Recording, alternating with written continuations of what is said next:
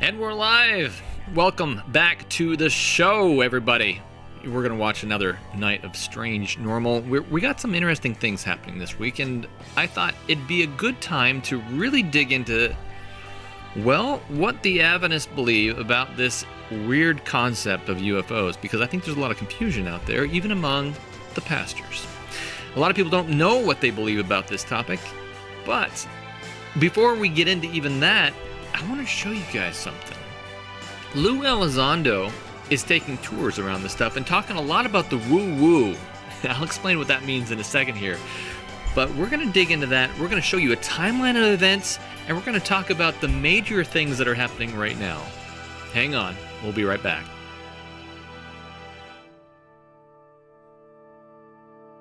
I don't care if you think I'm Satan reincarnated.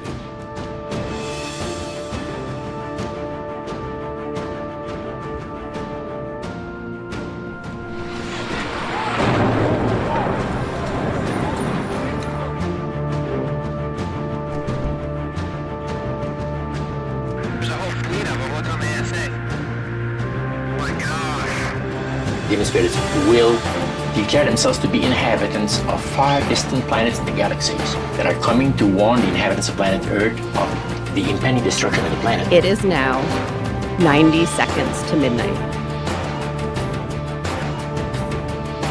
I still think these are what people call angels. I'm dying to know what they've got to say.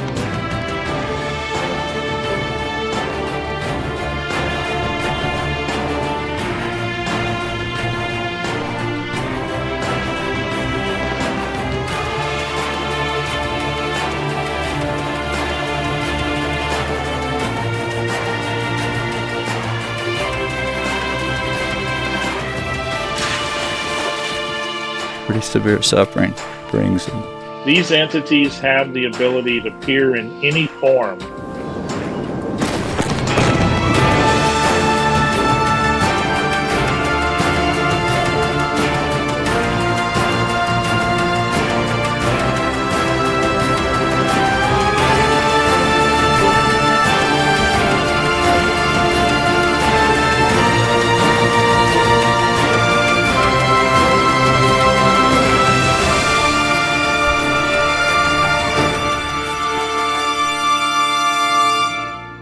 Strange Normal. My name is Bradley. We talk about the stranger things that happen in your normal life to give you a biblical understanding of what is going on. And there's a lot going on. So make sure you hit the subscribe button, hit that little bell icon so you're notified when things like this happen. We don't just talk about UAP, UFOs, and the strange stuff that happens on this program, but tonight we're going to dig further into scripture, into inspired writings, into a lot of stuff that most people might not know. So if this is something that you think might be beneficial for a spiritual leader, maybe there's a youth pastor, maybe there's a pastor of your church that doesn't know about this. This is going to be some interesting stuff tonight that they would want to know about. Incidentally, before I bring in my guest tonight, I want to tell you I have been working on trying to figure out how to present this to a new church that I'm a part of. And I did that. Last week I was lamenting because I was like, man, I don't think I'm getting anywhere. But surprisingly, I want to tell everybody, if you step out there, it works after a while. I went to a festival. We have a little October festival that the church puts on, and the pastor of the church came up and talked to me. He says, this is, after watching your documentary, I think there's something going on here. And I've sent it to a lot of my friends so they can have this resource as well. Something big is happening here. And I appreciate what you're doing. He says, and remarkably, one of the things he says that it caught me off guard was, what are you doing about your prayer life in this? He says, because if this is absolutely what you think it is and what it looks like it is, you're going to need a severe prayer life, and you're going to need a lot of people praying for you because you're on the front lines. He didn't say that word for word, but that's kind of a summary of what he was saying. And I it got me a little emotional because I was like, my goodness, yeah, you've hit the nail on the head. I've gone through quite a bit because of this thing, and so I want to solicit your prayers as we continue pushing this agenda forward, because it is a significant thing that is happening right now. In fact, Mikey and I and his wife, we're going to go down. We're going to meet Lou Elizondo, which is the guy we're going to talk about tonight. He was also in Starfall, and he's doing. Going around and signing books and doing a big auditorium presentation about the stuff that he's trying to get out there, which we know is absolutely spiritualism.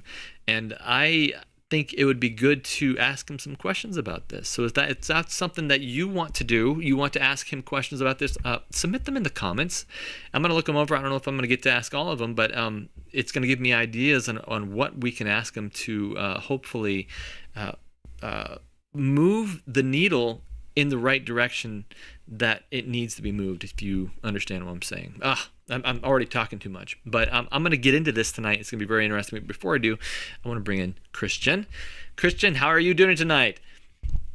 I'm doing great, thank you. Good. Thanks for having me. Yeah, you haven't been on here before, and it's going to be fun. We're gonna talk. I'm excited because I never know what's going to be brought to the table, but it's always fun because you're part of the Discord and the private community that we have, and we always discuss 24/7 in there what's going on, and people are always pushing out different links, ideas, and what could possibly be happening with this, or even far and beyond what the strange is. We have things even about weather in there and all kinds of stuff, and so you've been following along quite a bit, and I thought, you know what? Why don't you jump on tonight, and we'll kind of just discuss back and forth. Perfect. Thank you. Yeah. So tonight, I thought we'd go over something very interesting before we jump into our video. Kind of what does the Bible and what does Spirit of Prophecy say about this stuff? I'm a Seventh-Day Adventist. I believe you are too. And That's right. And I've been collecting over the last several years of studying this stuff, what actually is happening in the news, and what is actually being said about this stuff. The title and the thumbnail is a little provocative, but we're going to go down a timeline of events according to what the Seventh-Day Adventist Church, ancient writings, ancient, I'm putting ancient in quotes, not. In other words, it's not in your hymnal in the back of the book. It's not part of the what your pastor said at the last church service. This is stuff that the founding, what we consider prophet, Ellen White, said about this stuff. And so if that blows your mind already, you guys should go to my channel and look at the video about Ellen G. White before you watch this video, because we're going to really dig deep into that real quick, because I think it's very important that we kind of go over that, and then we'll go into the woo-woo stuff, and it'll kind of make sense about what we're talking about. So what is a UFO? I want to kind of flush that out real quick. Recently on the YouTube channel called Vetted, someone posted a recent UFO video that they've seen, and it's not what you think it is. It's not this cylindrical ship in the sky that all these mostly non-Christians look at. I want to get your take on this, Christian. I'm going to play this clip real quick, and what do you see here?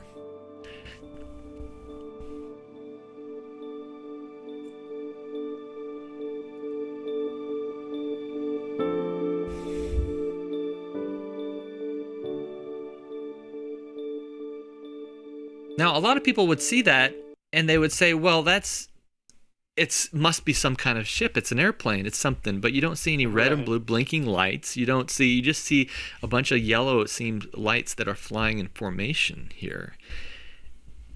It brings you back to, like, for example, think of the Magi that came to see Jesus. How could they know? How did they tell where Jesus was?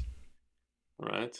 Yes. And the Bible says that they saw kind of stars, and to them, I imagine they were astrologists. So they studied the stars. They memorized all the positions of the stars, and they saw this. and they said these stars are completely new. Yeah. Right? Yeah. And that's interesting too, because the Bible actually says that the stars of the heavens, Revelation says that, and I don't want to misquote it here. I should probably look it up and have this ready, but it just came to my head. The dragon swept a third of the stars from the heaven, and it calls in other places the angels stars of the heavens. Right. And so the stars, yeah. You got to wonder, what are we actually seeing here? Let me go to a little bit of spirit of prophecy real quick. I think that would be the most interesting. Let me see if I can find the actual window here. Yeah, here it is. Bring it up. So this is interesting. It says, this is out of Desire of Ages. It says, the wise men, just like we were talking about, the wise men had seen a mysterious light in the heaven upon the night when the glory of God flooded the hills of Bethlehem. As the light faded, a luminous star appeared and lingered in the sky. It was not a fixed star or a planet, and the phenomenon excited the keenest interests. Just like we're seeing today, it's exciting the keenest interests. That star was a distant company of shining angels, stars of the heavens. But of the wise men were ignorant. Above this, the wise men are ignorant. They didn't know that this was a bunch of angels. They just saw these stars in the sky. And so that's interesting. That what all these atheistic, mainly, people that are looking to the sky and saying, well, I'm seeing a unidentified flying object, UFO, the news comes out and goes, oh yeah, these metal ships that are in the sky. But what they're actually seeing here is these glowing orbs in the sky.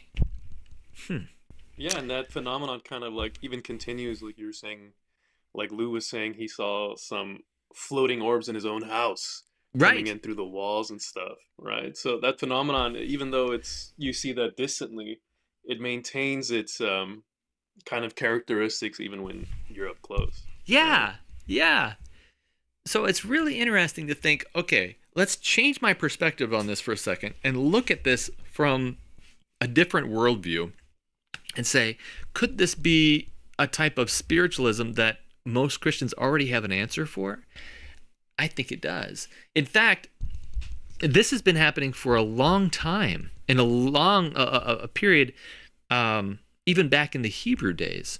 So check this out. So this is from, let me see, this is from this is from the Great Controversy. And the Great Controversy, I'm not sure what date this was made in. Someone in the chat maybe can tell me. It wasn't the 1888.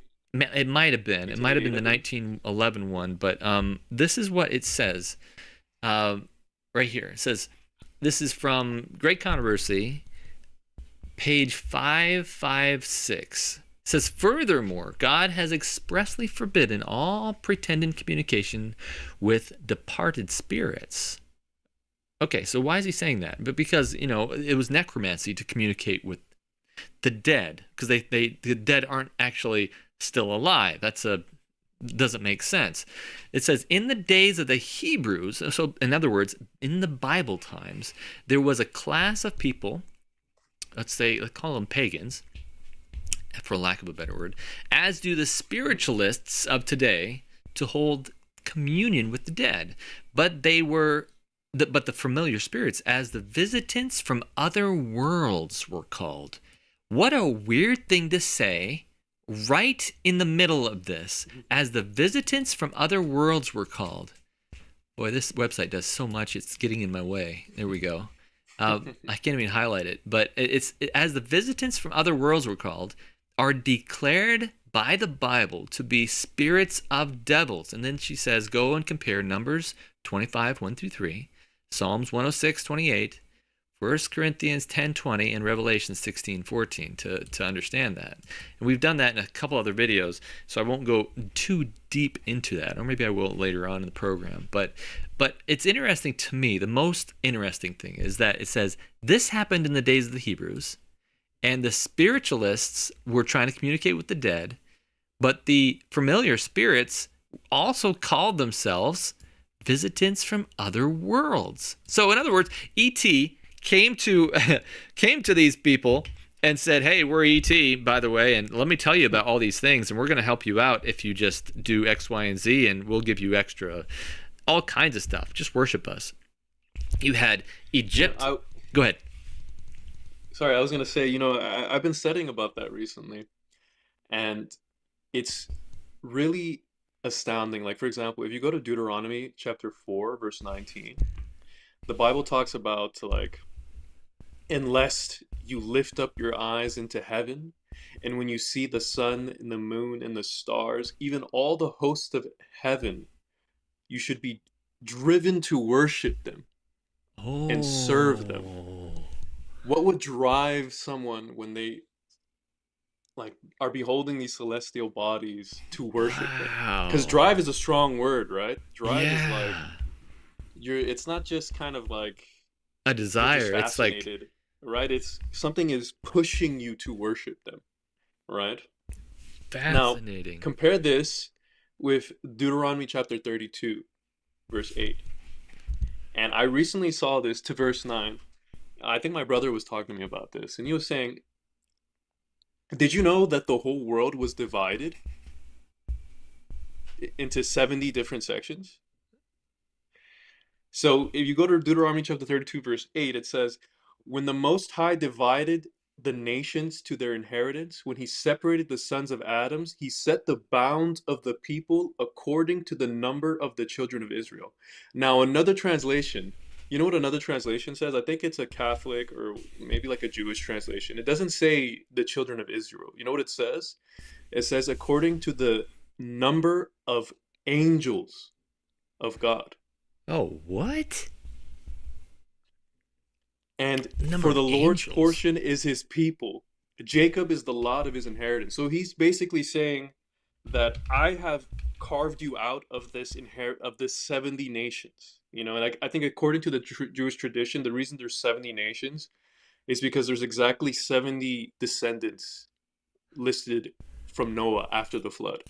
Like when you see those genealogies. So each of those like I guess descendants constitute a people and language. When the Tower of Babel was built and God scattered the people, that all became 70 divided nations. Right. Interesting. I had not heard this before. That's so. Which Bible? What was the Bible verse again? I don't want to get too far off on this, but I want to make sure we get this. Dude, sorry. It was just something interesting that came up in my mind. Deuteronomy chapter 32, verses 8 and 9. 8. I'm gonna look that up. So you think about it, like I'm sure you're familiar with Roger Morneau, and in his testimony, he talks about how different angels had like, how would you say, like they had command of different regions, like of the region of France or like the region of United States and whatnot. Huh. So to me, I see that as God had given these angels kind of a bounds, right? And in that bounds, they were able to communicate with the people that lived in their nations, right? And that's how they were deceived. Yeah. You know what I mean? Because communication. They would look up, and they would be driven to worship them. Yeah, they thought these things were gods. Yeah. Right, and I thought, and I was like, the Bible just goes so, like, if you really try to read word for word, you start to picture it with like everything that you're seeing today, you see this has happened before. Yeah. It's nothing new under the sun, as Solomon says. And so that's the heathenism of the day. And so what's interesting to me is that the Bible says clearly in 2 Thessalonians, let's go there real quick. 2 Thessalonians 2, 9 through 11 says, the coming of the lawless one is in accordance to the working of Satan with all power, signs, and lying wonders. So what's coming? Powers, signs, lying wonders, and with all unrighteous deception among those who perish, because they did not receive the love of the truth, that they may be saved.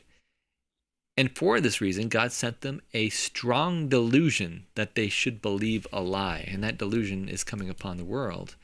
So what happened in heathenism time? And so I'm going to go to this quote real quick. This is from Evangelism, another well-known compilation. Heathenism revived, man of sin exposed.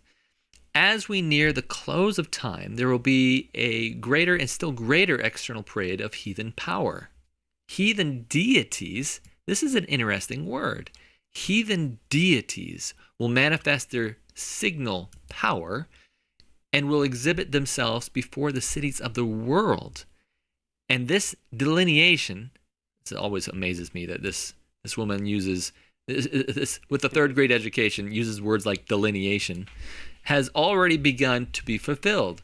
By a variety of images, the Lord Jesus represents to John the wicked character and seductive influence of those who have been distinguished for their persecution of God's people. All need wisdom carefully to search out the mystery of iniquity that figures so largely in winding up this earth's history. Heathenism revived. As we close, so as things get closer and closer to the end, we will start to see things in the skies. There will be a greater and greater still external parade of heathen power. I believe that this is where we are in the timeline. This is my timeline right here up the top, the tabs. Right. But this is where we're at, folks. We've got this much to go, and this is what we've already known is coming. Things have happened. And now we've got a few extra, so stick around as we talk a little bit more about this. But this parade of heathenism is going to grow and grow, and I believe probably even next year is going to escalate quite a bit. And so that's what's happening. I got a couple more quotes. Do you have any thoughts on that until we move on? Yeah, I mean, Matthew 24, right, when Jesus is talking about the end of the world, what is the first thing he says? Take heed that no man deceives you, right? So instead of talking about like all the amazing, wonders and stuff that are like events that are happening, the first thing he talks about is be careful, because deception is the name of the game, right? Yeah. And like the thing there is, you see that, like I think 2 Thessalonians you were quoting as well in kind of connection with this. It says, because they did not receive the love of the truth, right? So the thing is like some people kind of, they hear this and they kind of get that sense of like, okay, what's happening here? The Bible, it seems like the Bible is talking about this, right? And they see the truth, and then they feel like, they feel afraid, right? Because they know that to accept the truth also means to accept kind of a change, right?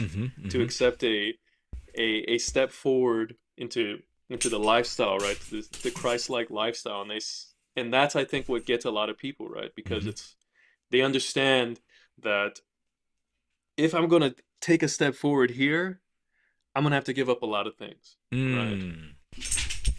And they don't receive the love of the truth. They receive the truth, but they don't love it. Right. So what happens right after it? They get a strong delusion, right? Satan can interpose, can go right between them, and he's got a myriad different, religions and cultures and thoughts to just kind of put you in a state of like calm assurance, like, okay, maybe I was freaking out for no reason, right? Like maybe it's fine if I ascribe to Buddhist texts, you know what I mean? It's not a big deal. And then you start to see, because listen, like you were saying in many different podcasts before, there's a lot of Eastern religions that talk about extraterrestrials, right? Like different worlds, different beings, higher existences, right? And a lot of it is about kind of like, for example, transcendental meditation, right? Like cultivating the inner self so that you can communicate with higher beings, right? And more powerful beings. So they look at that and they see that and they say, okay, I'd rather accept this truth. This truth aligns with I don't have to change my life, right? Yeah, I that's don't have it. to change anything here, you know? That's it. They see this and go, okay, I can believe in a spiritual belief and not actually be responsible for my own moral life. So I'll believe in this instead. I mean, subtly, subconsciously, that's actually what's happening. And so I think it's really interesting that we're seeing this whole thing taking place in our lifetime. I believe we're going to see it taking place in our lifetime. And For sure. that deception is going to come through the belief that the dead are not actually dead, which is very, very fascinating to me.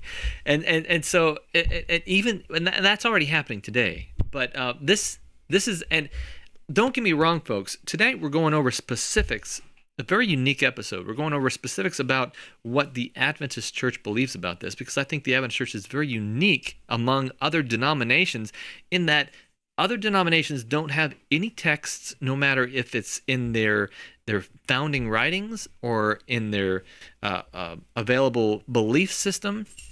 There's nothing in their writings except for the Adventist Church says this is going to happen. It's going to have something to do with spiritualism, and spiritualism is going to deceive everyone. What we're seeing is happening right here today. What other church does that? This is really weird, really fascinating stuff. So how does Satan essentially deceive everyone? This is the quote I want to bring out. Great Controversy, page 552. Says, when they have been led to believe that the dead actually return to communicate with them, Satan causes those to appear. So in other words, this doesn't have, they're not appearing yet. They have to be led to believe that the dead actually communicate with them. Then Satan causes those to appear whom went into the grave unprepared. They claim to be happy in heaven and even occupy exalted positions there. Thus, the error is widely taught that there is no difference, or no difference is being made. Man, I can't read tonight. Widely taught that no difference is made between the righteous and the wicked. The pretended visitants from other worlds, there's that phrase again. The pretended visitants from other worlds, make no mistake about it. Alien meant someone from out of country. So she didn't use that word. And ET, or extraterrestrial, was not really a thing yet. And so she was like, look, I'm just going to define it. The pretended visitants from other world of spirits. Someone commented, they said, you said worlds last time. Yeah, I get excited about this, and then maybe I'll add an S to it. But that doesn't matter, because other places she does use this, and she says visitants from other worlds.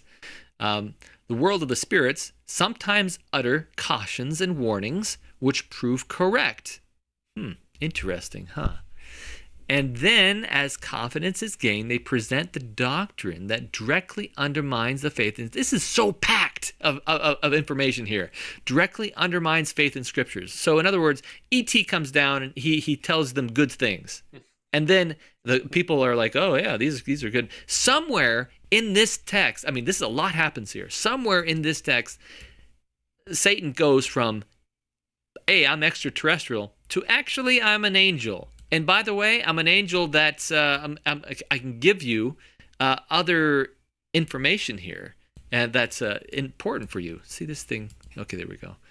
Pretended visitants. I'm an ET, and then by the way, as confidence is gained, I'm going to undermine the scriptures and get rid of the Bible, with an appearance of appearance of deep interest in the well-being of their friends on earth. They insinuate the most dangerous errors. Boy, this is giving me some ideas to ask Lou Elizondo. The fact that they, because I know this guy knows a lot of other things of what he's actually saying right now. Whether or not he is really deep in the occult or not, or whether or not he's really deep in the intelligence or counterintelligence or not, he's got stuff that he can't talk about. And I'm going to reveal some of that stuff later on in the program, that he actually says, yeah, I know about talking to this NHI stuff. NHI stands for non-human intelligence. It's what the government is saying they're talking to right now, if you just tuned into the program. But I'm still going over this. Sorry, I'm digging into this real quick. The fact that they state some truths and are able to, at times, foretell future events gives their statements the appearance of reliability, and their false teachings are accepted by multitudes as reality, or as man, what in the world? There we go. Lost my place already. Accepted by multitudes as and believed as implicitly as if they were the most sacred truths of the Bible. Wow. They're taken above the Bible.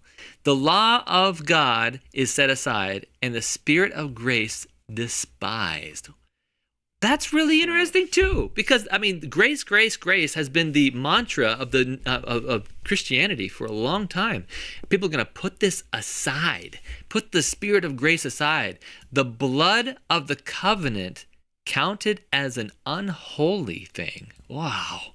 The spirits deny the deity of Christ. He attacks the Word, he attacks Christ, and they place even the Creator on a level with themselves, which is exactly what the Raelians are doing.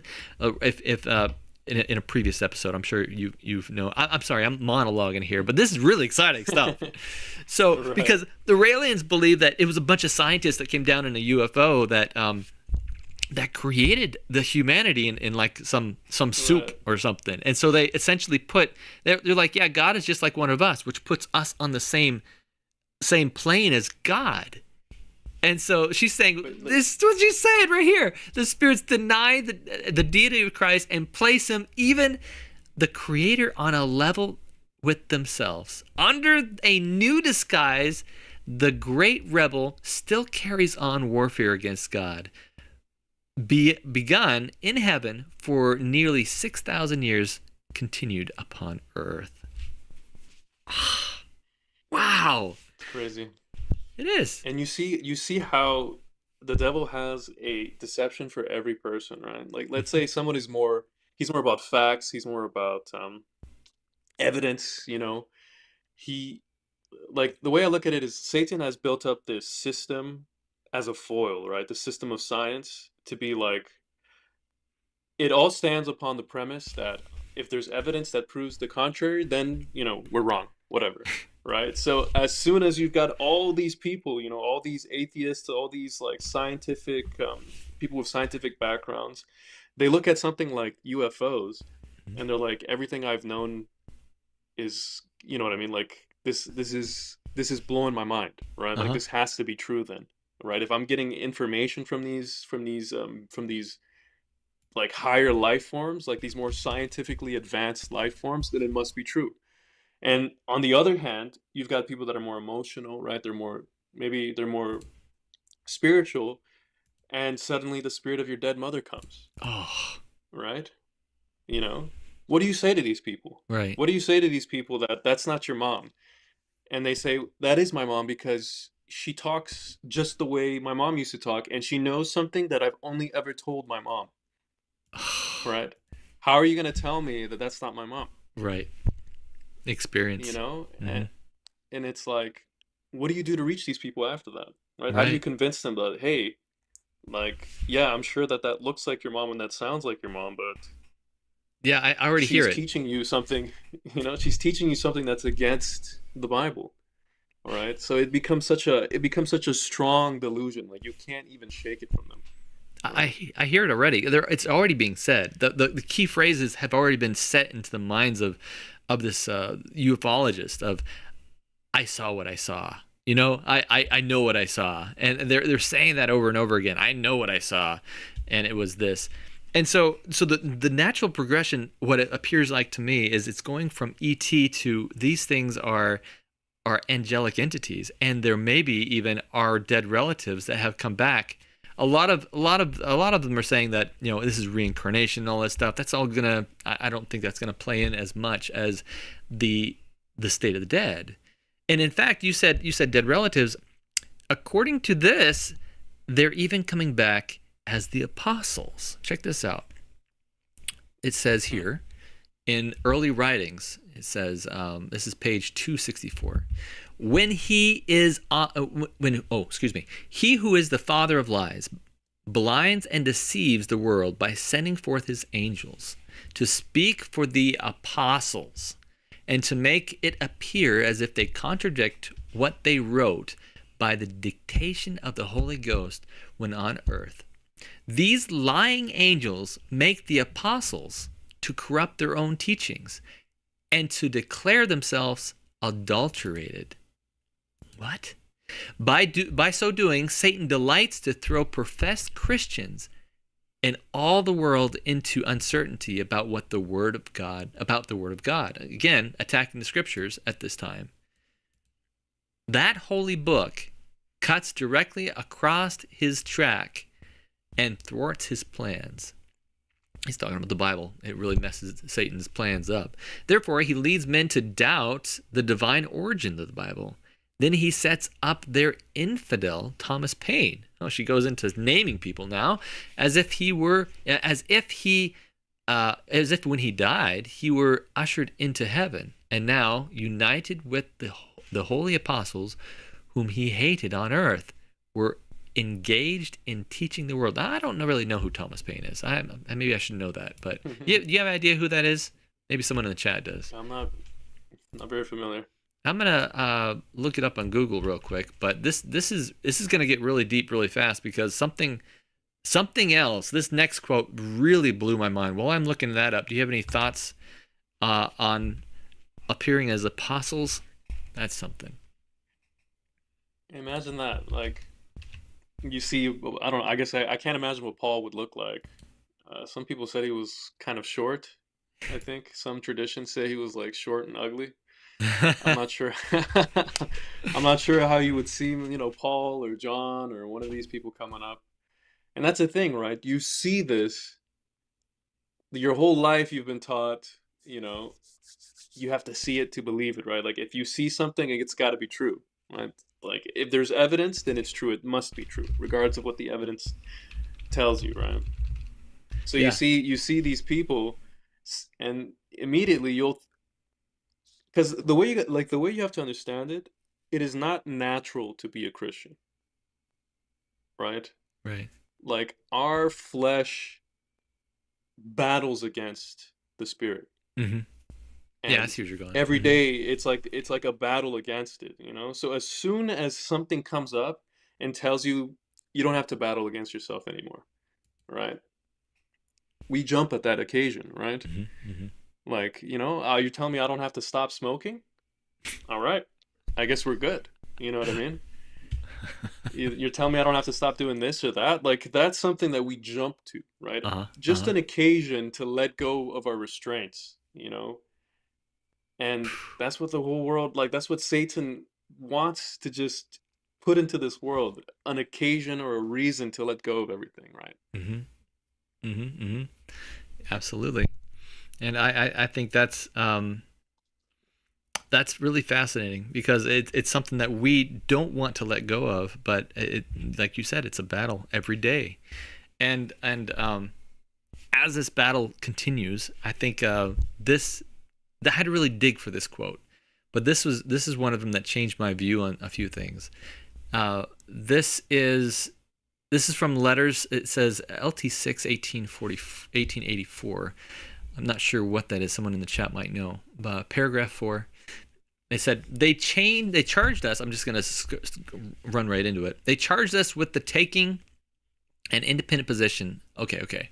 So what's going on here? Well, as this continues, and the wicked get even wickeder, and the spiritualism grows inside this group of people, it says that I saw our people in great distress, weeping, praying, pleading the sure promises of God, while the wicked were all around us, mocking us and threatening us to destroy us. They ridiculed our feebleness, they mocked at our smallness of numbers, and taunted us with words calculated to cut deep. This is the worldlings in conjunction with spiritualism, looking at the remnant. They charged us with taking an independent position from all the rest of the world. They had cut off our resources so that we could not buy or sell. We know that's going to happen. That's Revelation 13. And referred to our abject poverty, because we can't do anything, as a stricken condition. They could not see how we could live without the world. We were dependent on the world, and we must concede to the customs, practices, and laws of the world or get out of it. If we were the only people in the world whom the Lord favored, the appearances were awfully against us. They declared that they had the truth, that miracles were among them, that angels from heaven talked with them. This is where it changes, folks. It changes from, hey, glowing orbs in the sky to E.T. is with us on the ground. We can communicate with them to, oh, actually E.T. brought back our spirits of the dead and the apostles to, oh, wait, we've just forgotten the whole time. These things are angels. Angels from heaven talked with them and walked, this is what they say, and walked with them, and great power and signs and wonders were performed among them. And that this was the temporal millennium they had been expecting for so long. It's so funny because that's exactly what they're saying right now. We have the 1,000 years on earth.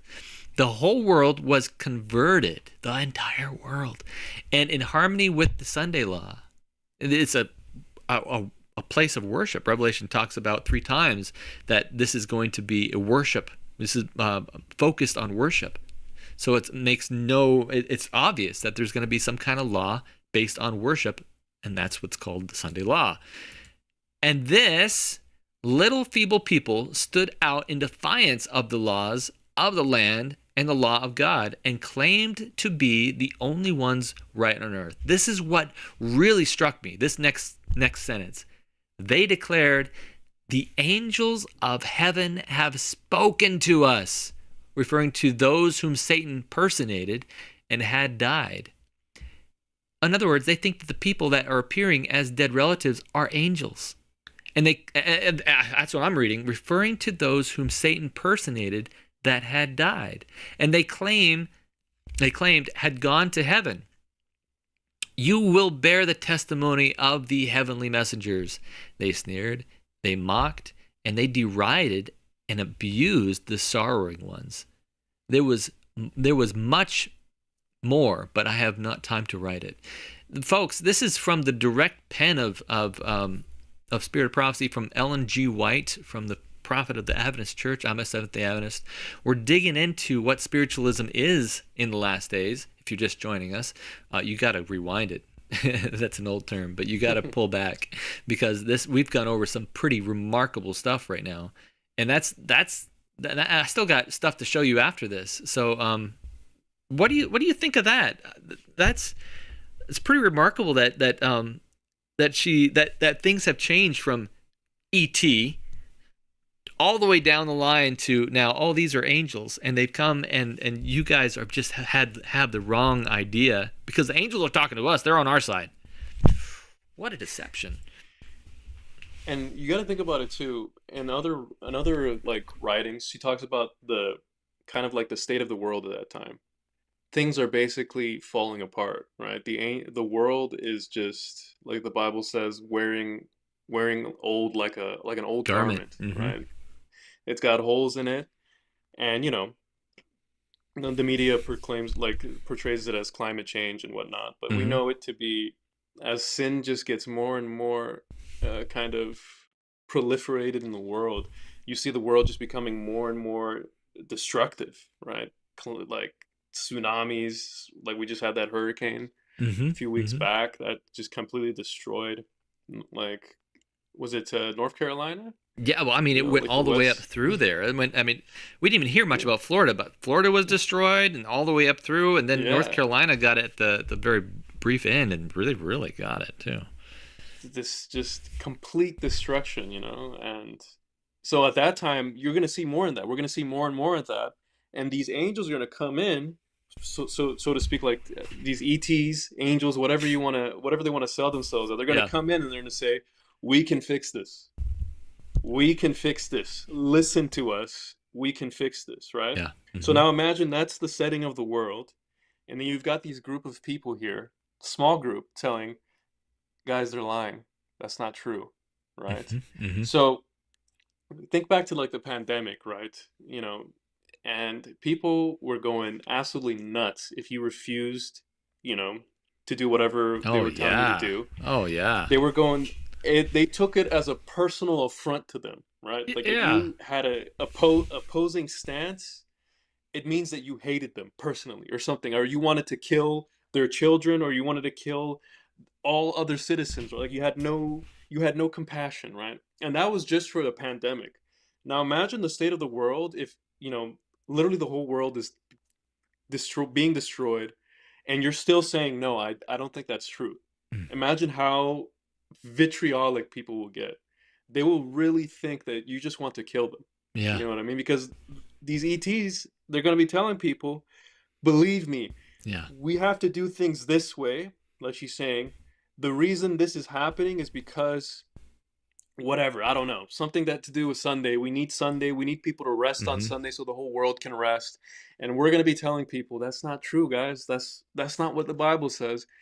They're going to think that we just want to kill the world, right? Yeah. They're going to think that these people are absolutely out of their mind. We need to do something to stop them. Because if we don't stop these people, the whole world is going to just be destroyed, basically. That's the bottom line. We haven't. Right? So you can see what lengths people will go to at that point. They're going to want us to go into the millennium. They're going to say, well, because of these people, we're not we can't get to our 1,000 years of peace. And all these destructions is happening, and it's killing your aunts and uncles and 42 cousins, and all because of this small group. And it's going to seem like it. I've heard this quote. It's going to seem like that's true. And what really blows my mind, though, is that these angels aren't just appearing to people and saying, oh, by the way, we're your dead relatives and we're the angels, and by the way, we can help you with this stuff, and then disappearing. These things are permanently on Earth for a while, and it's not going to. I want to make sure everyone understands. I haven't been able to pull this out of Scripture or out of inspiration yet. I'm still looking for it. But what I think is really interesting is that I believe these things are going to be very, very physical.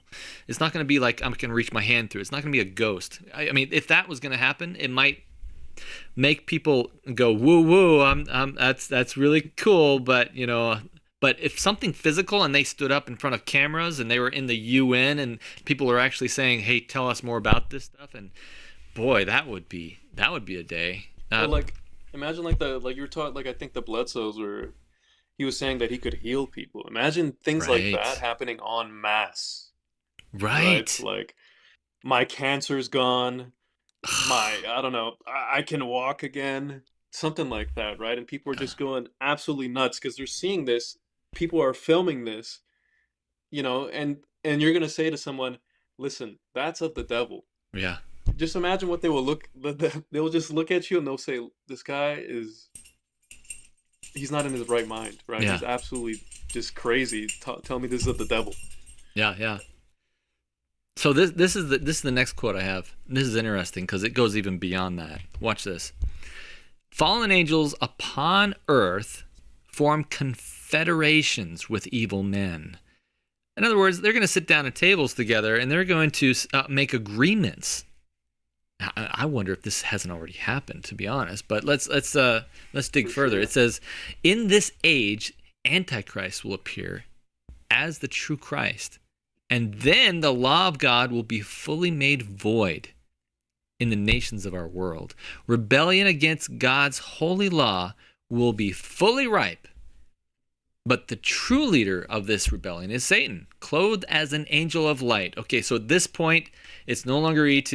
We're an angel of light, and we're forming confederations with men. If you only do this, then we will do this. Men will be deceived and will exalt him to the place of God and defy him. Wow. So it's going to get that literal. That's what really blows my mind. We're in the stages of seeing these things over cities. We're going to get to the stage of, by the way, I'm an angelic being, and I just made your dead relatives appear, and the apostles are over here. And by the way, let's make an agreement. Let's do X, Y, and Z. really, really, really blows my I mean, mind. people will be driven by fear. That's the thing, right? Like more and more fear. I mean, whether it be like there's the millennium, right? Like that 1,000 years of peace. Zionists are really pushing towards that. So people are going to be like, we're going to destroy ourselves unless we go this way, or the more kind of like secular route with climate change and things like that, right? You see the Pope. How much is he pushing for climate change, right? So either one of these two, like you can call it Hegelian dialectics, right? These two sides coming in, and they're going to join together eventually, right? The devil has his standard placed on both the secular world and the religious world, and people are just going to be so afraid. You know, nobody wants to die. People are going to be afraid of the destruction that's happening around them. They don't want their children to die. They don't want their children to go, right? So then comes these angels, and they're going to say, we have a way out. We have a way out, right? We have a way out. We know how to fix these things, and it's a very simple answer. You know, point to like she says, the Antichrist. Yeah, we've got the Antichrist right here. You know, who is that? Who is this Antichrist body? He's going to come up. He's going to tell the people, what have I said? You know, this is the truth. Yeah, and people are just going to that fear is what's like the same thing with, you know, back in the pandemic. It was fear that drove people, right? Fear that if, like, many ways, fear if I don't do this, if I don't get this ouchie, then I'm gonna die. Yeah, I'm gonna die. All right, or I'm gonna lose my job. You know what I mean? Yeah, and my neighbors need to do it too. If you don't do it and the rest of the town does it, I mean, can you imagine going to people's doors? I mean, the last form of evangelism is actually door-to-door ministry, and people being. I'm a part of. Let me say it this way. I'm a part of a lot of prepper groups just to see what they're saying out here, because I believe that we need to be more reliant on God, on the way He's put things in established things, which the world says that those key words are self-sustainable. And what I think is it's not really self-sustainable. It's actually, because if I was sustaining myself, I would be dead. I'm looking to be sustained by God's ways, by gardening, by all the natural ways that God already intended. And so we created a little group called Adventist Preppers on Facebook. I'll put a link into the bottom of it, and we all share different things about what we're learning about this stuff in there, and not necessarily the world's way of extreme prepping, because I'm a part of these extreme prepping groups, and you know what they talk about?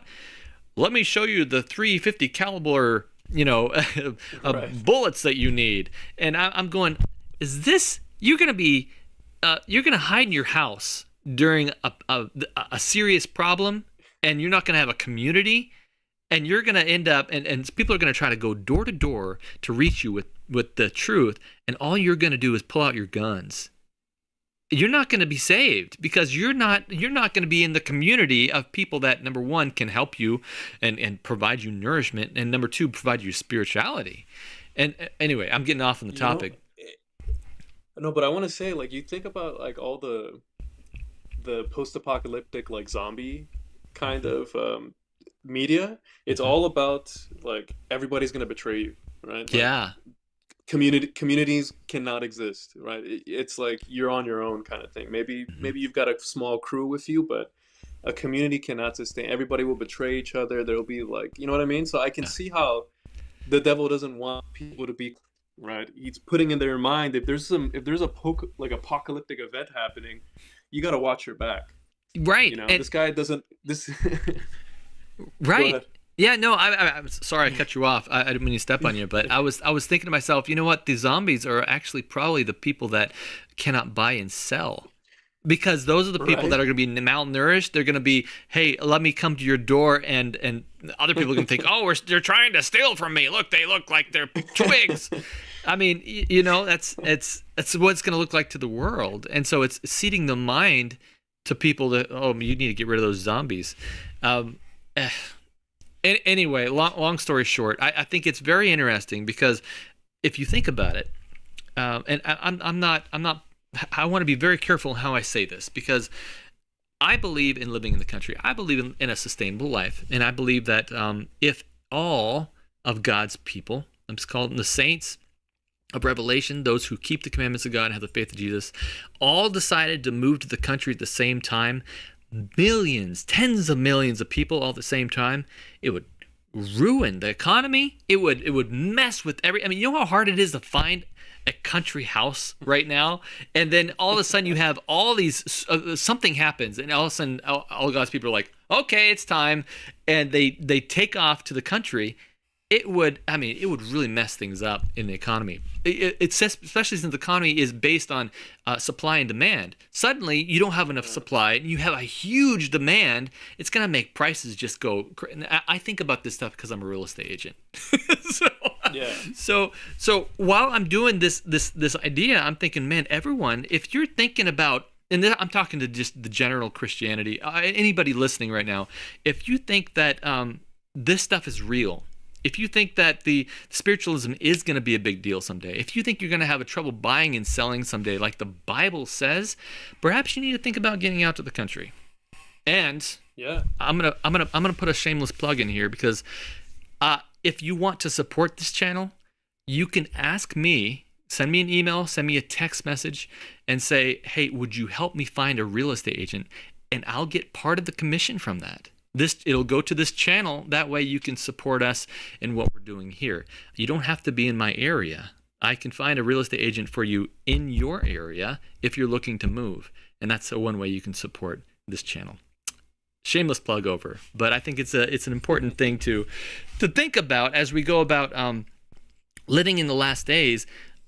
Are you finding somebody? Are you finding the right property? Are you finding the right person to find the right property? And you got to have the right mindset to do that. Anyway. And I think it's important to do it now, right? Right. If you remember during the pandemic, everybody was like heading out to the countries. Like where I live in Quebec, houses went up triple in the country. Wow. Triple the price it.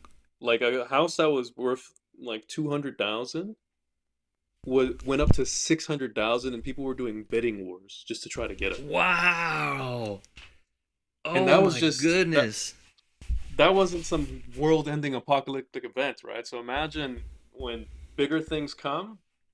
If you want to prepare, you have to do it now. Yeah, I agree. Yeah. That's what we're doing. I've got drywall dust on me right now because we're building out here in the middle of nowhere, and I mean we're not far.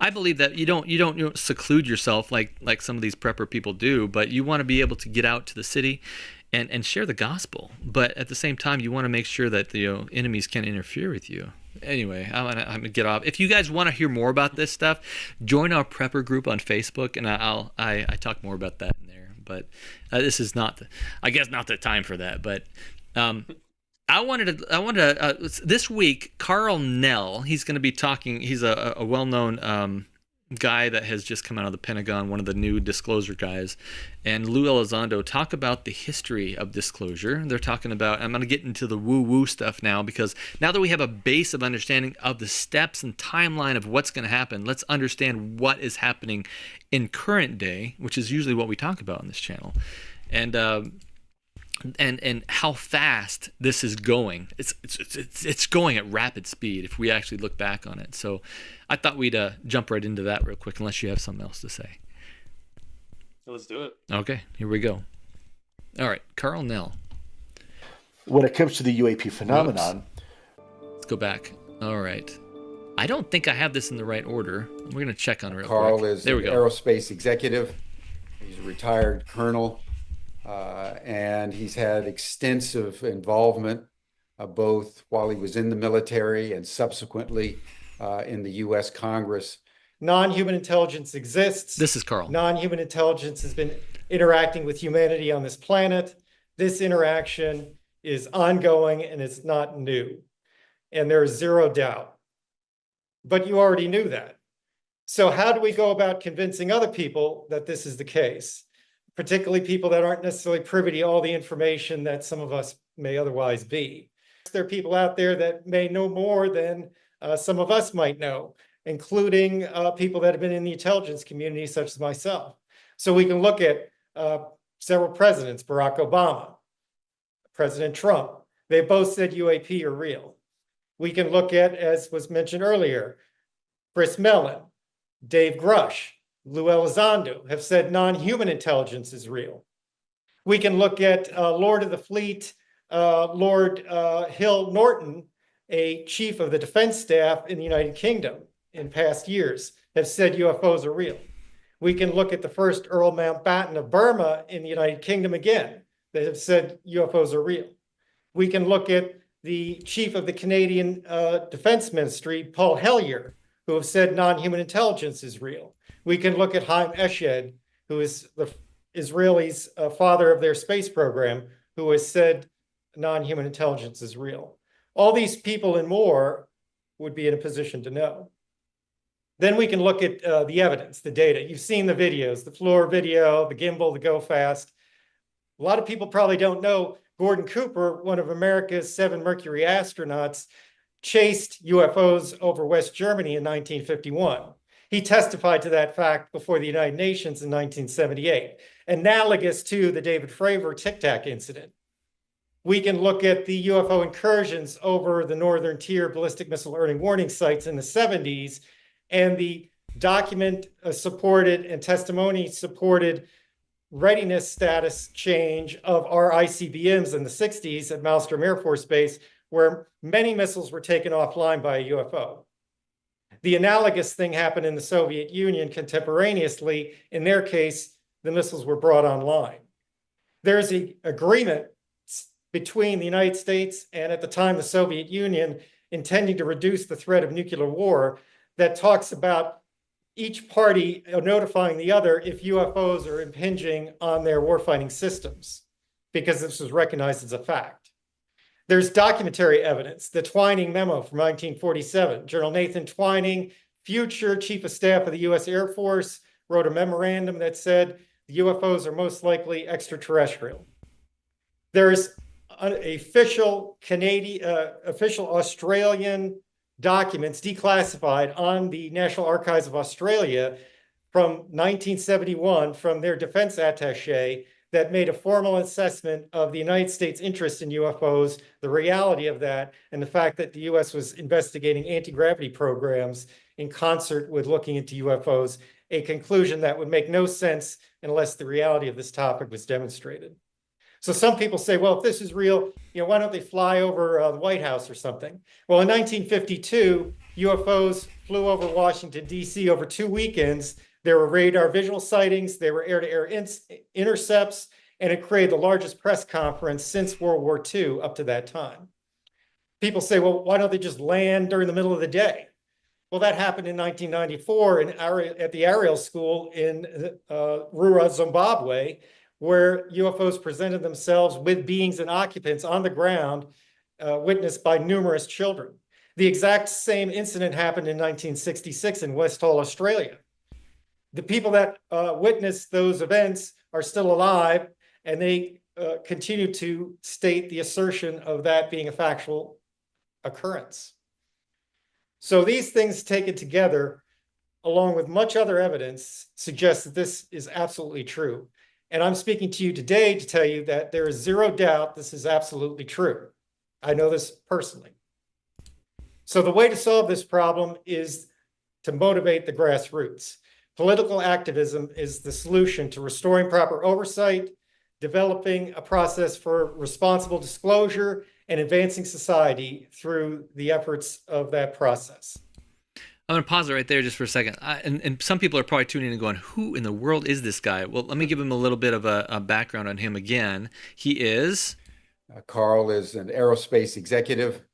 He's a retired colonel, and he's had extensive involvement both while he was in the military and subsequently in the U.S. Congress. Non-human. Okay, so that's who he is. I thought it would be, just wanted to make sure. And I want to go to Lou Elizondo saying the same things, what he said. Again, all this stuff is happening this last week.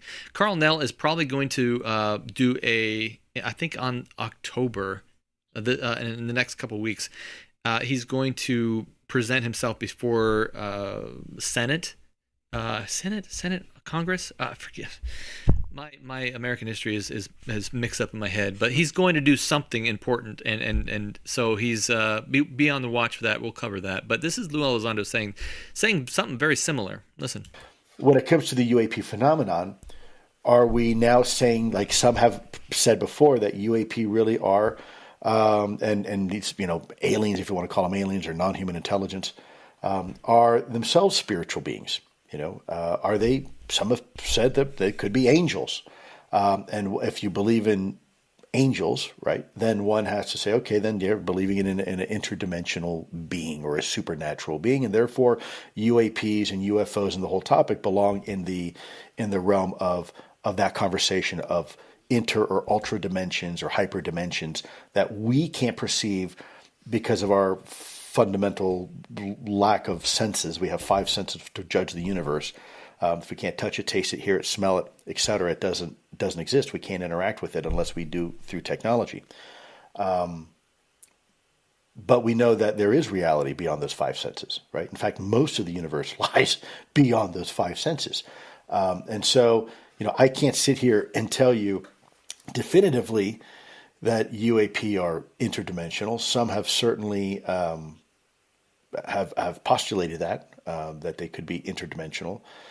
But I'm not sure we even understand enough about our own dimension, our own reality, to speculate on what another reality or a parallel reality or maybe a shadow biome, if you feel a shadow biosphere, maybe living in and around us all along, but we just can't perceive it. This kind of goes back to the old stories and lore of like fairies, where to this day people believe in them, right? They believe in them just as we believe in everything else. But they postulate that these things live in a parallel dimension, and most of the time we can't interact unless there's some sort of special circumstances, maybe where the 2 dimensions come together, and now you kind of have this bleed off effect where you can. I am not an expert in religion. I am not an expert in philosophy. I am not an expert in necessarily interdimensional science or string theory. So I want to be careful not to offer my opinion one way or the other. All I want to do is address the question you're asking me, so I'm listening and I'm understanding, and at the same time, try to explain why I don't have an answer. Simply because I don't have an answer. I'm not an expert enough in those fields to tell you one way or the other. But it's a great question. All right, so actually that was an out of order clip. I don't know what's going on with my order tonight, but a long story short is Nell did a history of disclosure, and he was talking about how this stuff is happening real fast. Lou Elizondo did as well. I don't know, I must have fell on the cutting room floor, but the next clip I was going to talk about religion and what he says about religion of these things, because he says, we really don't know what they are, but the government, and by the way, Lou Elizondo was counterintelligence in the Pentagon, and he's coming out saying, hey, look, we got all kinds of stuff about this stuff. We see these things all the time. And we don't know if they're interdimensional. We don't even know if there are. Maybe they're angels. We don't know. But the government, his belief is that the government needs to start talking about it. And so that's what he was postulating about as he was saying that. Anything stick out as he was talking about that? I feel like the discussion is becoming more and more spiritual as it goes on, right? Yeah. It's like it's less sci-fi and more like, like, are these fairies or shadow biome, how he described it, right? To me, I found that interesting. Right. It seems like there's this push in a direction to make it a more spiritual affair, right? That's exactly it. And that's exactly what we're seeing in prophecy, is this movement towards more spiritualizing it and less ET-izing it, if that's a word. This next clip is him talking about the history of it, I think, because I know the next one is Trump talking about it, and I'm looking ahead. That is at least the correct order in the field. So let's see what he says about the order and the history of it, just as Carl Nell did. Lou, we always hear something big is coming, something's coming out, or someone's going to disclose something, but it never really seems to happen. And this is from Wildcats Num 1, who says, my question is, when will it actually happen? It just doesn't seem like anything's really going to come out that's solid. I really hope it does. Keep doing the work you do, and I look forward to some disclosure to really come out. Great. Well, I'm going to respectfully and very respectfully disagree with that, because from my position, here's what I see over the last 7 years. I see an acknowledgement by the executive branch that these are real. They've created an entire office called ARROW, whether you like it or not, to actually investigate this with real money behind it and real authorities. You now have Congress that are writing legislation and have already passed legislation, both Trump and Biden, right? Both sides passing legislation for whistleblowers. You've had whistleblowers, to include people like Dave Fravor and Ryan Graves and David Grush, all come out, right?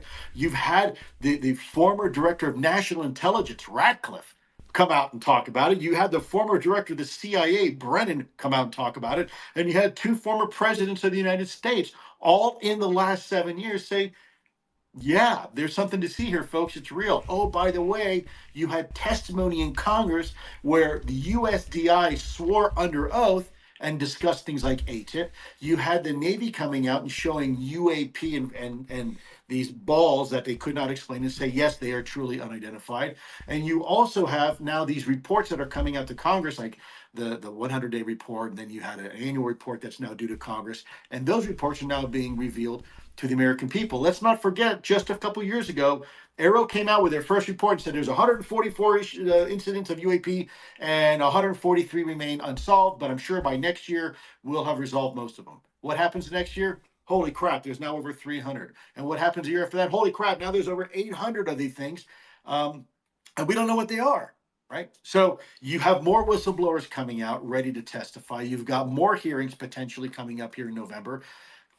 How much more do you really want? I mean, I understand people want to see a picture and they want some sort of validation, but I mean, the way I look at it is like, guys, you've had the validation. It's there. We are already beyond the threshold of disclosure. It may not be the particular flavor you want or maybe the way you expected it, but we're here. We're here. We're investing money. We have people for the record, members of Congress, even a member of the executive branch. Look at Podesta, right? It's amazing what these people are now saying for the record. And by the way, these are politicians who tend to be risk averse to begin with. So I tend to be a little bit more optimistic. Thank you for giving me credit for continue doing what I'm doing. I'm going to continue doing it. I'm doing it for you. So don't take my reply here, in disagreement as being hostile in any way. I understand what you want, and we are working like hell to try to make it happen. It just takes time. Remember when I first came out, I said, guys, this is a marathon. It's not a sprint. If you're looking for instant gratification, which by the way, no, you're not, but some people are, tune out for 5 years and then tune back in and see where we are in the conversation. Hey, see, he's convinced that it's going to be done in 5 years. And he also has commented, I don't like to push dates too much because this this agenda, they don't know. Truly, they can't do prophecy. They don't know their left from their right, and they're so disorganized compared to how God's system is. That I think that they have trouble saying, "Oh yeah, we're going to do this on this date, X, Y, and Z." But he's even pushed some of the ideas of the 2027 idea, and pushing that forward. And I'd like to talk a little bit about that tonight. I'm looking at our time, and man, we spent a lot of time on Spirit of Prophecy, which I'm thrilled about. But we've really only got not a lot left. So I'm gonna cut Trump out because he just says some weird stuff about Mars when asked about aliens. He's like, on Joe Rogan. He did a 3-hour podcast with Joe Rogan recently, which was a big deal. And one of the things Joe asked him is about UFOs, and he's like, Mars. Yeah, well, there might be some on Mars. What? Why would you go there with Mars? How weird is that? But, something misfires, or even maybe that's what they're talking about in the government right now. Who knows? But I don't want to spend too much time on that. Lou, I'm dialoguing, monologuing. What? Do you have any thoughts on that? I was wondering, what does full disclosure mean? Right? Like, what does that look like? Like, just big spaceship coming down and just people communicating? I'm wondering what Like, what does that look like to them? Yeah. I guess maybe in some ways they're just prepping the mind, right? Like, Right. this is not even full yet. This is not full yet. As soon as things heat up, you're gonna know. Right. Yeah. You know. So I'm curious. I wonder, like, what does full disclosure really mean? You know. I think really it's just pushing the UFO evangelist, the ufologist evangelist to press forward the idea that, oh, by the way, we need more of this, we need more of this, we need more of this, and to push the agenda along in other people's minds, because without this satanic evangelism, I mean, that's kind of what they're doing. They're saying, hey, look, this is a big deal and it's coming soon. Hey, you should know about this. It's coming soon. There wouldn't be much of a bang at the end, because no one's been talking about it. And so Satan's just kind of massaging the mind, trying to continue it, pushing it along. But Lou has said these things, we don't even know if they're good. We've covered that before on the channel. That's another video where I talk a little bit about that. And he says, look, they might have saved us from a couple things, but they've also turned on the nuclear weapons and readied them for fire. So we want to make sure that we don't think that these things are just good. I think that narrative's going to change a little bit as time progresses, because we've seen in Spirit of Prophecy where people think that these things are 100% good. Let's dive into that 2027 video, though. I'd like to actually see what he says about that. So I'm going to skip a couple of these things, and we're going to jump right into 2027. I think this is the one. We'll see. This one's from Bodiefuller9783. Lou, we keep hearing rumours about a quote-unquote major event that could be the reason for the disclosure timeline that is now in place. Does this event have anything to do with this asteroid Apophis scheduled very narrowly to miss our planet in 2027? Negative. It has nothing to do with the asteroid Apophis and its approach to Earth. It has to do with something else potentially, which I'm not prepared to go into conversation right now. Oh, wow. Yeah, understood. Right? And I know naturally a lot of people would be curious on that note. Is there anything you'd want to expand on that when it comes to 2027? I'm gonna not 2027, but there may have been some other dates proposed, but I'm gonna let the experts noodle on that and figure that out. It's certainly too premature for me to say anything one way or the other, because we simply don't have enough data. So I'm just gonna do a polite pass on that question, and that. Good question. Understood. So it's interesting to me that he knows something there. He's not going to talk about it, and I respect that. But it's obvious to me. That tells me that the government knows something is coming. And what I think is interesting about that, we've seen in the book, The Raw Material, where it was a channeled book, and it says that there is an alien race that's coming to enslave humanity from the Orion sector, and they made the 10 Commandments. Could this be the thing he's referring to? Could this be the thing that they are so concerned about? I don't know, but we know that God's coming, and he's the one who made the 10 Commandments, and he wants to keep us holy, and the only way to do that is by laws. And so that's my thought on this. I think that they're not prepared to talk about this because they know that the religious people will go, oh, I know what that is. Right. So that's my theory. He's definitely selling it. I'm not prepared to talk about this at this moment. It's definitely getting you like, what could that be? It's I see it. It's really culminating to something spiritual. Mm-hmm. There's dates floating around, 2025, 2027. Mm-hmm. A lot of occult things happening. You see so many people would be caught up in it, and it's truly frightening, I think. Yeah. I have labeled this in my notes as Lou 2027 on X, but I don't think he talked about 2027 on X. So let me just see what I was planning here real quick, to make sure that I'm in my right mind. The name of this user is brilliant, so 10 points for that. This is from King Milkfart, And they say, how do you feel about a supposed impending event that is coming? Do you feel anxious, happy, excited? How do you feel? Well, first of all, great question. Almost a trick question. Very, very clever. Very, very well worded. There's been a lot of talk about something happening. I am aware through certain channels of that same discussion. It may not necessarily be the exact dates that people are thinking right now. And quite frankly, we're not really quite sure what to think of it. Right now, there's a lot of innuendos and rumors going around.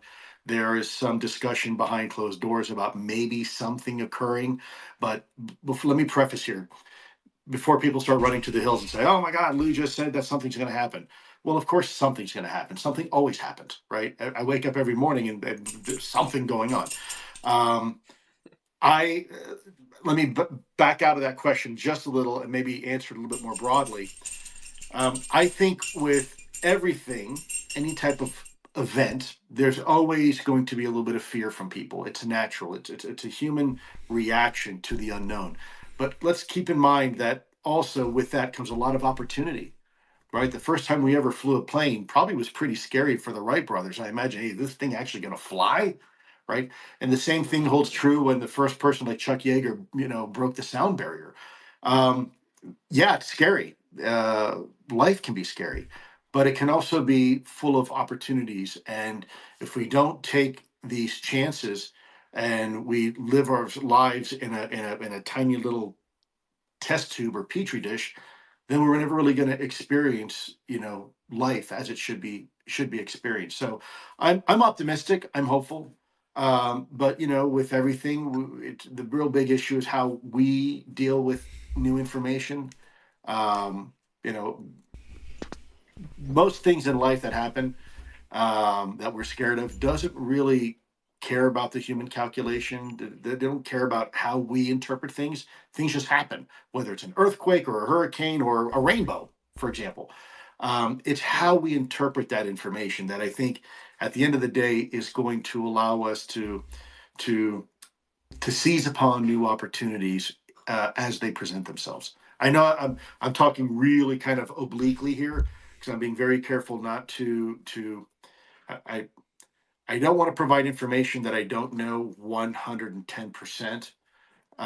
So I'm being a little bit vague on purpose.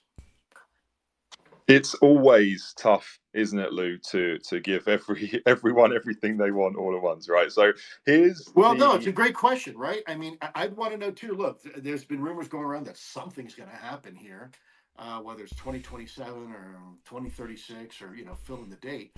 As it relates to UAP, I think we need a little more time to see if there's some validity behind this. And then let our, if it is, let our government officials do what they do best and try to work together to figure this out collectively for all of us, right? Sounds good. Anyway, there might not be a lot to comment on that, but he just goes into a little more detail without being very vague about it as well. That they know, the government knows something is weird is happening, and it's all Bible prophecy. I mean, ultimately what we have to go back to is Bible prophecy. That's what's happening, and the world doesn't get it. I find it interesting, because I feel like a lot of what he talked about when he talked about UAPs was the malevolence, right? Like the things that it did and the people that died. And now he seems to have this conversation like it's an opportunity, guys. It's I'm just confused as like what is the opportunity here? I don't, from his book and stuff, he talks about it as this like this is some life and death stuff. We need to get to the bottom of this. And now he's talking about how it's a little scary, guys, but I'm hopeful, optimistic, and I don't. What changed? Like what just happened there? Right, exactly. So, yeah, and I think he's pushing this narrative to try to get Congress involved with it. And the only way Congress is going to get involved is by it being a scary thing that they have to do something about. But he's like, actually, I'm optimistic about it in the real world. So I hear him talking about both sides of his mouth in this instance. But But he's to kind of further this message along, he's going on the road. Like I mentioned, Mikey and I and his wife are going to make a road trip this next week to listen to what he has to say about this stuff and kind of ask him questions. I have a number of questions I was going to ask him. If anybody else has any questions, please put them in the comments. Maybe we can find the best ones and ask him one-on-one. I don't know how this is going to work. Maybe he's going to be on stage. We're not going to be able to ask him at all. But I'm going to record it. Now I'll definitely report on it here to see what he's presenting to individual groups as he goes to every state, I guess, in the U.S. This is kind of his spiel on what's happening. This is your chance when we go out to these towns and we do these forums. I'm going to be giving a presentation, but there's going to be a chance not only for you to ask questions, but I want to hear from you what you feel about this and what direction we need to go in next. And so that's why it's really important for you all to stay engaged in this topic, because now we've come as far as we have. Now we're turning the conversation over to you. I don't know if that's ever been done before, but I'm trying to democratize this conversation where it belongs. And here is your chance. So if I'm coming to your town and you want to tell me what you think about this, here's your chance to do it. So the town he's coming to is just outside of Atlanta, and we're going to make a road trip down there to see what he's doing and trying to get some video of it and see what he has to say, because I think more Christians need to get involved with this right now and being a voice. If he says this is a democracy, then come on, we're in the Bible Belt. Let's talk about this from a spiritual standpoint and go, well, maybe this isn't what you guys think it is. Maybe this is something bigger, and see where that goes. But anyways, where he goes with this next is straight into death, and it's kind of like we're all over the place here, but it's going in line with exactly what Spirit of Prophecy says as people start asking questions about death at this point and how it ties into UAP, and so watch this. I got two clips on this. Here we go. Now look, here is a question from Indy Riggs. I love this question. So, when reflecting on the phenomenon as a whole, do you see any aspects of it that seem to connect to what happens when we die, or connects to consciousness? I feel the question, are we alone, and what happens when we die, are somehow intrinsically connected. What's your opinion? Wow. Holy smokes. Yeah, that's an hour to have that conversation. That's a great, insightful question. I can't talk about what happens when we die, because I haven't died yet. A couple times got close, but I haven't. But I can talk a little bit about consciousness, and I don't mean consciousness in the way that people sit in the lotus position and they go into meditation. I'm talking about what is that inalienable part of the human being that makes you distinctly human, right? And so, what do I mean by that? I am a Homo sapien myself. I have bilateral symmetry, 2 arms, 2 ears, 2 eyes. So it's not really my physical body that makes me who I am. In fact, if I get into a terrible car accident and I become a quadriplegic, I'm still Lou Elizondo, right? And if I were to, for example, suffer a traumatic brain injury, I get hit by a car, for example, or riding a bicycle, even though intellectually I might be compromised, I'm still Lou Elizondo. It's not my brain or my body that makes who I am. Everybody's got pretty much the same kind of body I have. All right. Let's pause it right there. Obviously, everyone knows I'm going to pause it right there because, Right. I think this is where things start getting off a little bit. I agree, and I know you agree, that we are a complex machine, but we are two things. We're the breath from God and the body that He created. The breath doesn't have any consciousness, though. And so people get off on this idea that when you can separate from the body and go somewhere and have this woo-woo experience and then come back. But the Bible doesn't uphold that. In fact, it says that even at the Witch of Endor, that Satan can pretend to be people that we know there's not. In fact, let's go back. I thought it'd be good to actually go back to the Bible real quick. Remember that one verse? It says, "Furthermore, God has expressly forbidden all pretended communication with departed spirits." This was called necromancy, by the way, in the Bible. In the Hebrew days, the class of people, as do the spiritualists of the day, hold communion with the dead. But these familiar spirits, in other words, these demons, as visitants from other worlds were called, E.T., are declared by the Bible to be spirits of devils. Now let's compare. I think it's rapid time that it's very important that we compare this real quick. Furthermore, God has expressly forbidden all pretended communication with departed spirits. What is this? This is Numbers 25:1. In the days of the Hebrews, there was a class of people who claimed to do as spiritualists today hold communion. Oh, I'm actually reading. I mean, what happened here? Yeah, it's Did at I the click bottom on it? there. It's Oh, at the bottom. I see. Okay, I'm losing my mind here. Okay, here we go. So this is Numbers 25:1. And Israel abode in Shittim, and the people began to commit whoredom with the daughters of Moab. And they called the people unto the sacrifices of their gods. And the people did eat, and they bowed to their gods. And Israel joined himself unto Baal Peor, and the Lord's anger, and the anger of the Lord was kindled against Israel. Why? Well, they were sacrificing to their gods and bowing down to them. Well, what kind of gods were these? If we go to Psalms now, let's go to Psalms 106:28. They joined themselves also to Baal Peor and ate sacrifices of the dead. Interesting. So they were sacrificing to the dead. So their gods were the dead. That's interesting that they were sacrificing to the dead. And if you put these things together and go, hey, wait a second, since these things were appearing to these people and they were claiming to be spirits of the dead and they were claiming that they should be worshipped, well, now they are their gods and they're dead people. So they're making them gods, right? All these demons were creating them gods. Well, what does 1 Corinthians 10:20 say? But I say that the things which the Gentile sacrifices, they sacrifice to devils. That make it very clear. These things were demons, and they were sacrificing it to what they thought were dead people, and not to God.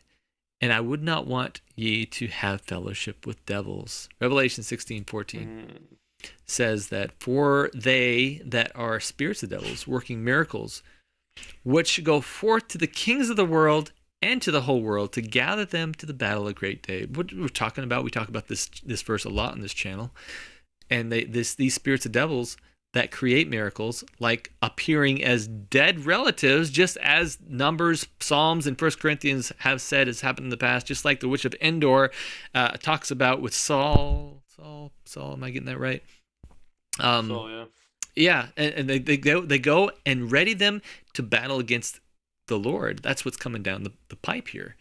And so I think it's really, really interesting that even Lou Elizondo, we haven't even finished that clip yet, but even Lou Elizondo is like, look, yeah, I can come out of my body and and do all this stuff, and this is a huge deception. Sorry, monologuing again. I get really excited about this stuff. What do you think about this? You're right. I mean, I think nature tells us the opposite. You ever heard of this guy named Phineas? I think Phineas Gage. Mm-mm. In the 1800s, like he was working and basically a steel rod just went right through his brain.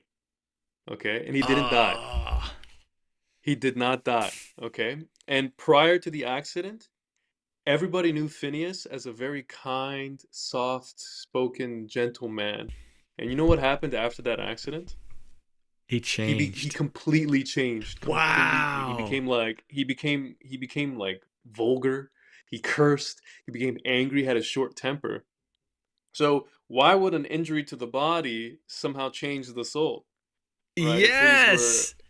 If these were completely detached things, right? And we see it. I mean, we see it like the things that we eat, right? Changes how we act, right? The things that we do, the things that we consume, drugs and whatnot, they have a direct impact on our brains. And I think the devil knows this. Yeah. Right. Mm-hmm. I think the devil knows this, and the things that we consume, we can go on like tangent, like music and whatever you have. there's a physical effect it has on your brain, and Yeah. because of that physical effect, it changes you. Yeah. You Yeah. know, and when people have this thought that the soul is different, then they no longer equate the two, right? They don't think Right. that the things that they do in this life are changing me at all, right? It has nothing to do with Oh, me, you whoa. know, Whoa, I never thought about right? that.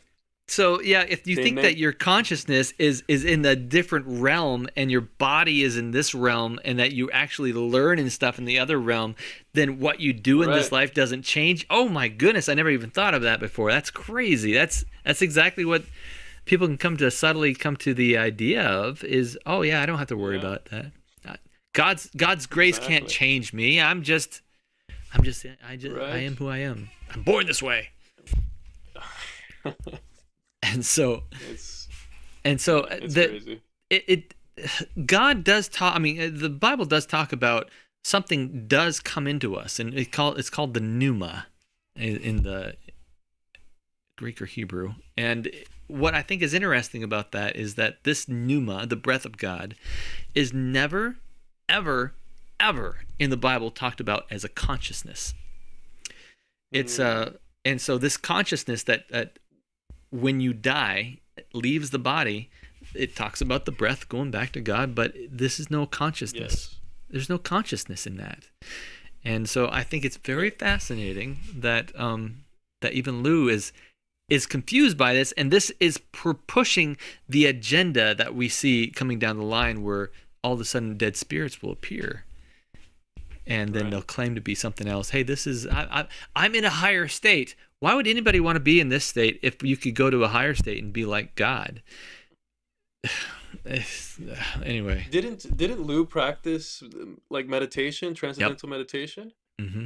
Because he Mm-hmm. was talking as if like that's not something I believe in, you know? So it's interesting that It I don't, is. I guess, he was talking like, oh, like the Buddhists are in lotus position, but like, weren't you trained in this? So Yeah, why are you referring to this he in such a was. like, you know?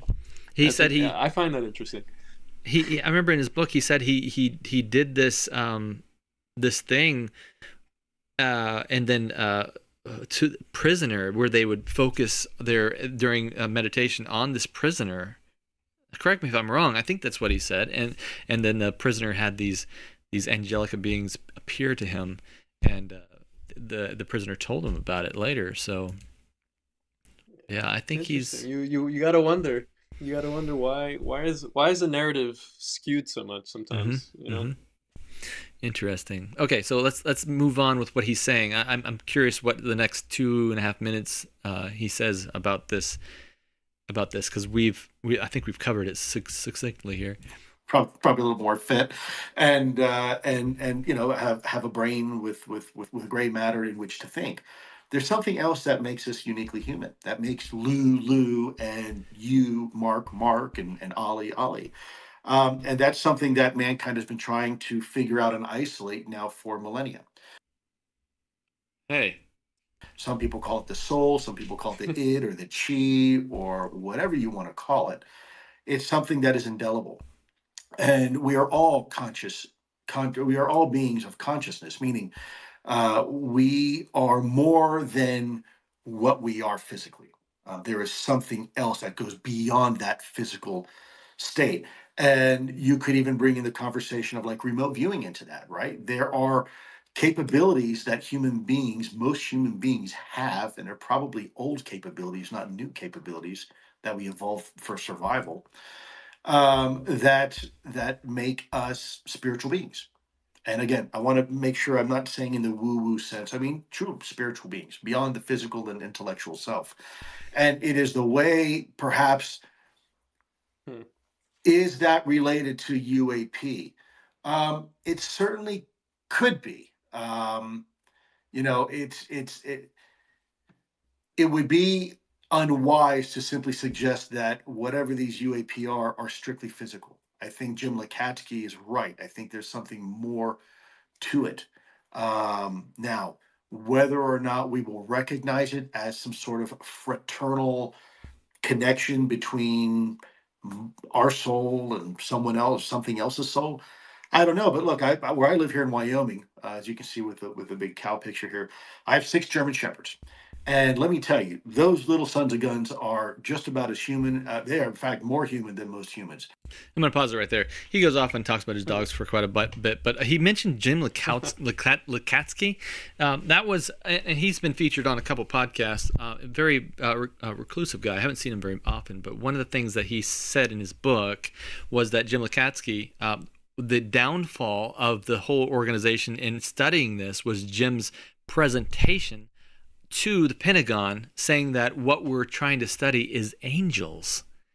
And so Jim realized, whether he knows it or not and understands the whole great controversy that has happened between God and Satan, he knew that this is a spiritual, and it's somehow tied in with Christianity somehow, and that thing. I don't know if he understood the whole thing, but as soon as the Pentagon and Lou's superiors understood this, they were like, okay, we're done with this stuff. We got other things, fish to fry. So that's that. But that is, yeah. Why does he talks about something very spiritual, but he says this is not woo woo. It's I'm not, what is it then, right? I'm not sure what he's going in. There's definitely an agenda, right? There's something that I find that interesting, that kind of belief that, this consciousness, it's obviously a very spiritual belief, but they portray it to be kind of like, oh, this is not spiritual, this is not spiritual.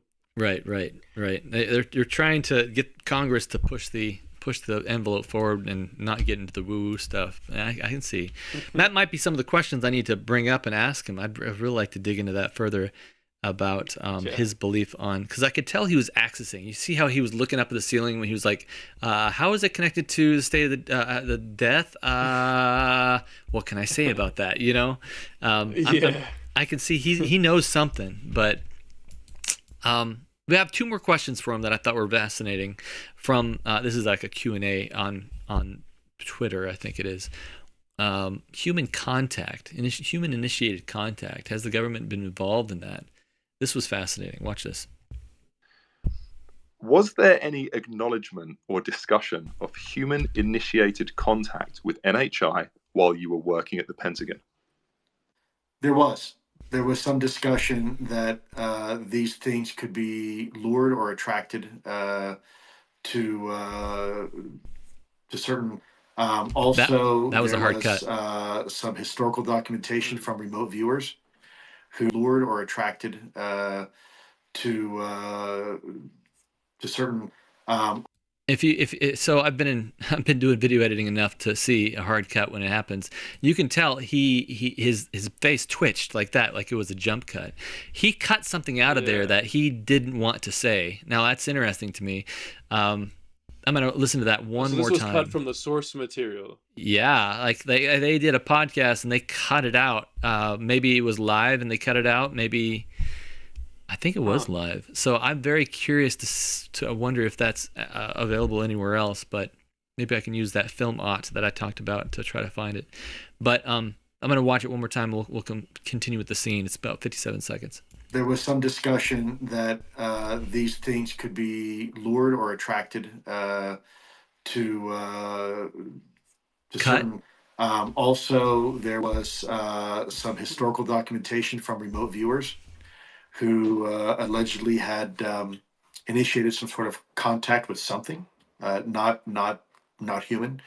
And then there were the discussions of, for example, like Edwards Air Force Base and some other Air Force bases where maybe there was actually deliberate contact between non-human intelligence and humans. Now, that was before my time, so I can't tell you if that's real or not. I can tell you that I heard it, and I can tell you that people talked about it. But I cannot tell you because I wasn't there. I can only tell you what the lore and some of the stories were from some of the old graybeards that I worked with at the Pentagon. All right, so hold your comment just for a second. We're going to run this last clip because I think it's the most telling about what he says about their actual belief system. Watch this. But this is a big deal, folks. We're asking people to accept a new paradigm, a new reality that frankly could contradict with the way people were raised, maybe what you learned in Sunday school or Hebrew school, or it's what your parents told you. This is a big pill to swallow, and you can't eat a 12-course meal all in one bite. You just simply can't. You'll choke. So we have to take this in bite-sized increments. And I know it's frustrating for a lot of people, but I think we are achieving the goal. Again, not as fast as people may want or expect, but we're getting there. So notice that he didn't say that for atheists or those that were brought up with evolution theory, that this is going to be a huge pill to swallow. He directly attacked Christianity or the Hebrew, and whatever that means. Right. I think that's interesting, huh? That we're going to change the way the Christians understand things, the Hebrews understand things, the Jewish understand things, I guess is a better word. That's what's coming down the pipe, and that's what he's really he's pushing. So, any thoughts?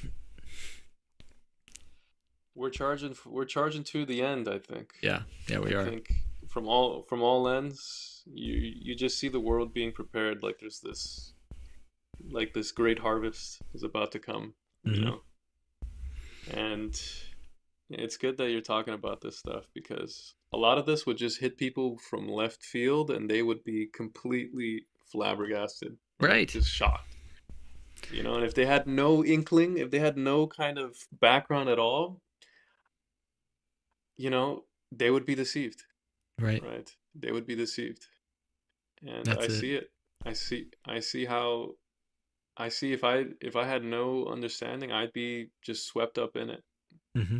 Mm-hmm. And as soon as they come down with their signs and wonders and telling people this and that, it's just, what else can you do but believe? You know, if you have no basis in the Bible, what else can you do than just to believe? And you're right, he's attacking. He's gonna say to you Bible believers, what's gonna happen is gonna contradict what your little book is telling you. It's going to contradict what your little book is telling you. So just be warned. Your book is wrong. Pretty much is what I feel like what he's alluding to, Yeah. But Spirit of Prophecy says that.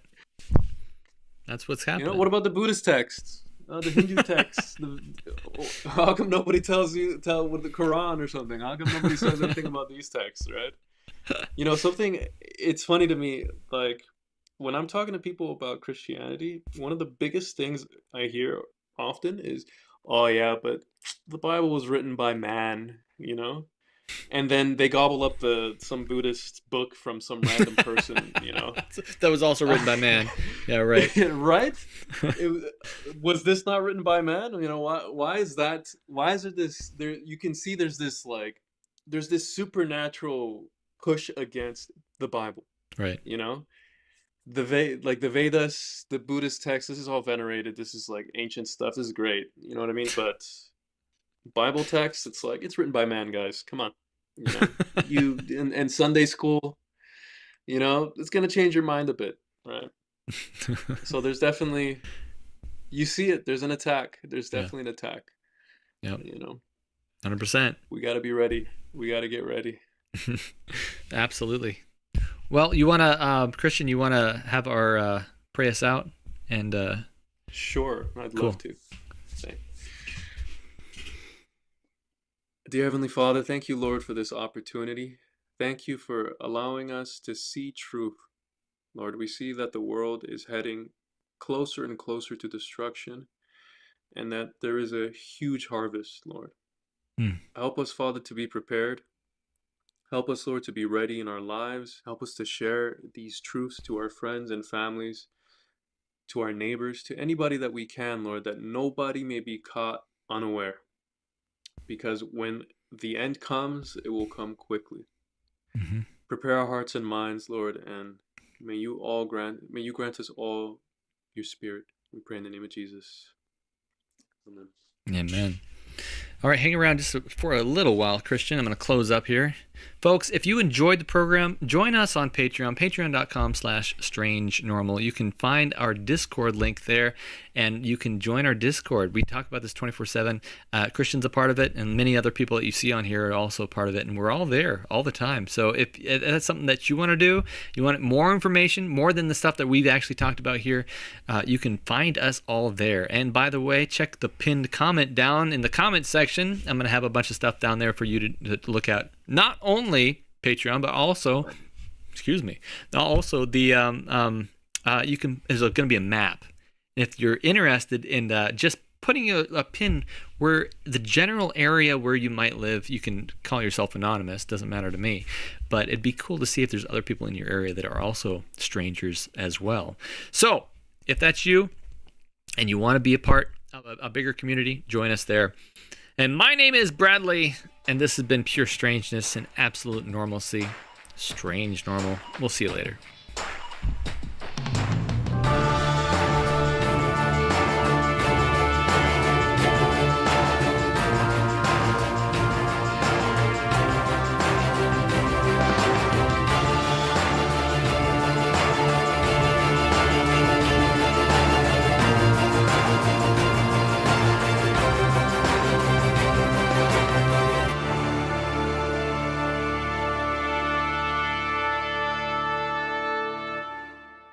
You're watching Strange